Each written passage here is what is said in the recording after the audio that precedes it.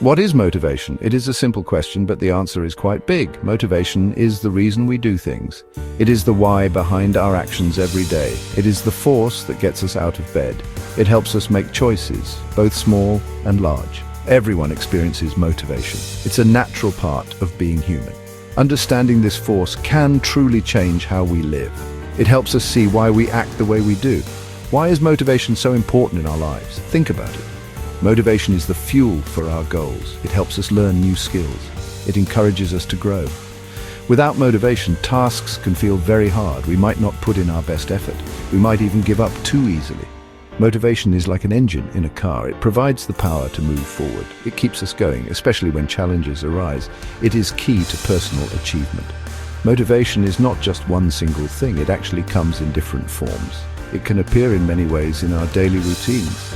Sometimes we do an activity simply for the fun of it. We enjoy the process itself. Other times we do things to get a specific reward, or perhaps we act to avoid a negative outcome.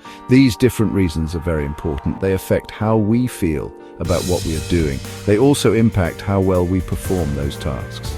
In this essay, we will explore two main types of motivation. The first type is called intrinsic motivation. This kind of motivation comes from within you.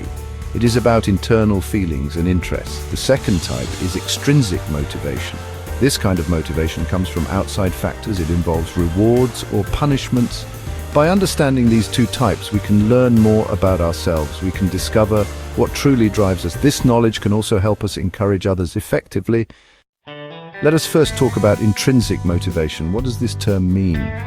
Intrinsic motivation is when you do something because you genuinely love it. The activity itself is its own reward. It makes you feel good. It captures your interest. You do not need someone to give you a prize or money. The desire and the drive come from deep inside you. This type of motivation is very personal. It is often very powerful and leads to a sense of joy.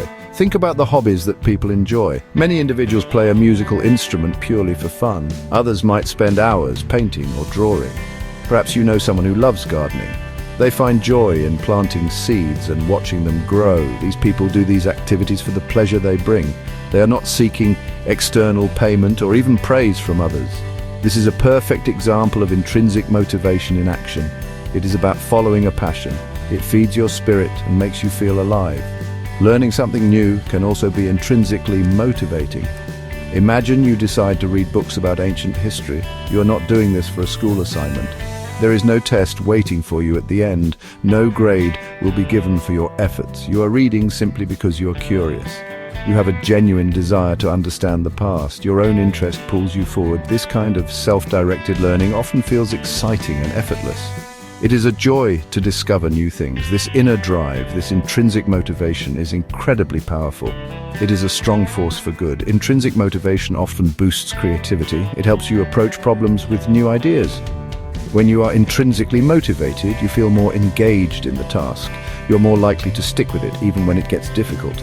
You're not afraid to try new approaches. This internal desire helps you grow personally and professionally. It can lead to mastery of skills and a profound sense of satisfaction. Now let's turn our attention to extrinsic motivation.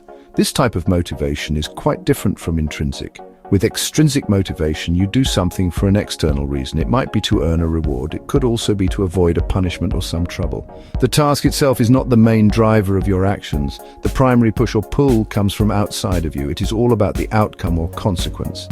This form of motivation is very common in our society. A very common example of extrinsic motivation is working for pay. Most people go to their jobs to earn a salary. This money is an extrinsic reward. It helps them pay their bills and support their families. Consider students in school.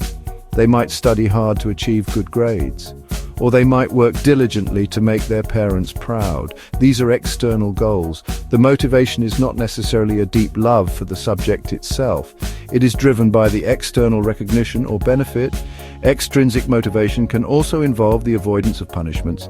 We often follow rules and laws to avoid penalties. For instance, you drive your car carefully. A key reason is to avoid getting a traffic ticket. In the workplace, you try to meet your deadlines. This helps you avoid negative consequences from your boss or team. The fear of these negative outcomes can be a strong motivator. It pushes us to act in certain ways to prevent bad things from happening. So the extrinsic motivators are all around us. We see them every day in many situations. They can certainly be useful. They can effectively get us to complete tasks that we do not naturally enjoy. These tasks might still be very necessary or important. External motivators provide clear incentives and reasons to act. However, relying too heavily on extrinsic motivation can have some downsides. It is a tool that can work, but it is not always the best or most sustainable one for every situation. So we've explored two main types of motivation. There is intrinsic motivation, which comes from within. It is all about loving the activity itself. Then there is extrinsic motivation, which comes from outside forces. This is about gaining rewards or avoiding punishments. Both of these types play a significant role in our daily lives. They are not always completely separate. Sometimes they can even mix together, but it is clear they affect us in different ways. Understanding this distinction is very useful. Is one type of motivation inherently better than the other? Many researchers and experts believe that intrinsic motivation is particularly powerful. It often leads to higher quality work and greater creativity.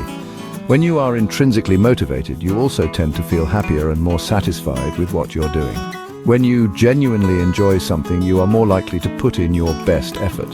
However, extrinsic motivation definitely has its place. It can be very effective for kickstarting action, especially for tasks that are necessary but not inherently interesting. There is an important consideration with external rewards. They can sometimes unintentionally reduce intrinsic motivation. This phenomenon is known as the over-justification effect. Imagine someone loves to draw as a hobby. If you start paying them for every drawing, they might begin to focus on the money.